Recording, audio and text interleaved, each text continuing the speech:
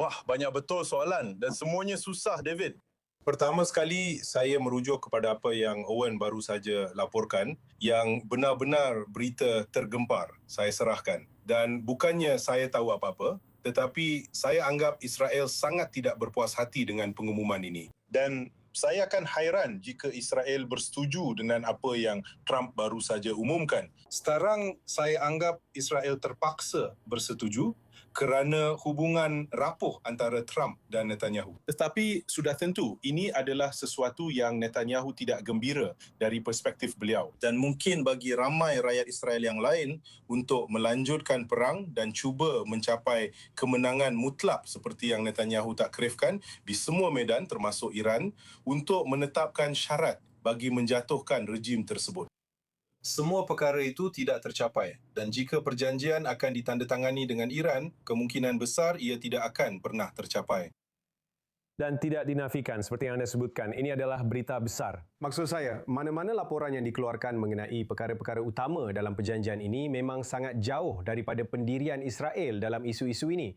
Jadi ini sememangnya sesuatu yang menarik. Dan satu perkara saja, David, anda tahu bahawa ini adalah salah satu sebab utama mengapa Netanyahu cuba untuk menangguhkan pilihan raya sebanyak mungkin dengan harapan sesuatu yang baik akan berlaku.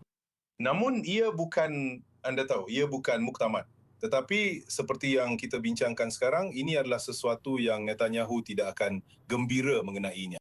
Dan anda tahu, tetapi masa yang dia ada sebelum pilihan raya, dia perlu membayar harga yang sangat tinggi kepada ultra-ortodoks atau kepada sekutu politiknya.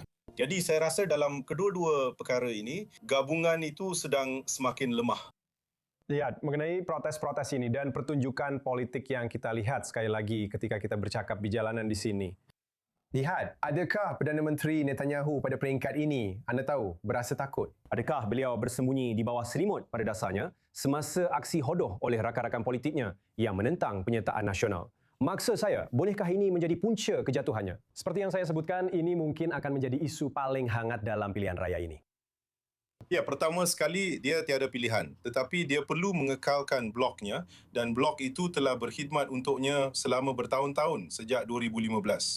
Dan untuk menjadi sangat-sangat setia kepada bloknya, dia perlu membayar harga politik yang besar. Sebahagian daripada konsesi itu bertentangan dengan ideologinya, terutamanya dengan Undang-Undang Kerahan Tentera yang tidak berlaku. Dan Netanyahu mengecualikan ramai orang agama daripada berkhidmat dalam tentera, terutamanya pada masa kini. Malah yang terbaru, Undang-Undang Asas yang sepatutnya menghalang sebarang rayuan ke Mahkamah Agung, pengajian Taurat yang mengimbangi manfaat antara mereka yang belajar Taurat dan mereka yang berkhidmat dalam tentera serta mempertaruhkan nyawa mereka.